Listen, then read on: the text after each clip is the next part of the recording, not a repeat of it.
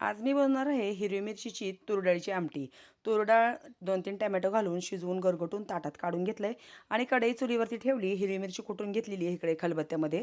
लसूण मी आधी काय केलेलं आहे टेचून घेतलेला आहे, कारण आधी लसूण घालायचा जिरे मोहरी घालून आणि म्हणून त्याच्यासाठीच लसूण वेगळा टेचला आहे. कढीपत्ता आपल्या झाडाचा असं मी डब्यात घालून ठेवलेला आहे, कारण मग फोडणीला बरा पडतो, सारखं झाडाकडे जावं लागत नाही. आणि संध्याकाळचा कढीपत्ता कसा तोडायचा तर टेचलेला लसूण मी आता काय करते, कढई बघा कढई तोपर्यंत केवढी काळी झालेली आहे. जाळ जास्त लागला आणि कढई भरपूर सारी काळी झाली. गडबडीमध्ये आमटीला फोडणी घातली. काय केलं, कढईमध्ये तेल घातलं, जिरे मोहरी कढीपत्ता टेचलेला लसूण आणि कुटलेली जी मिरची होती छान सगळं तळून हळद घातली आणि फोडणीला डाळ घातली. भाकरी बनवलेल्या आहेत, चुलीवरती भात घातलेला आहे आरावरती शिजत. आणि जायचं आहे मला एका ठिकाणी लग्नाच्या बांगड्या भरायला, त्याच्यामुळे थोडंसं गडबड गडबड चाललेली होती. सगळ्यांना जेवायला वाढलं. मग मी बनवलेली हिरवी मिरचीची तुरडाळीची आमटी कशी वाटली सांगायला विसरू नका आणि सगळ्यांनी छान असं आमच्याकडे रानातलं जेवण करायला या. भेटूया पुढच्या व्हिडिओ.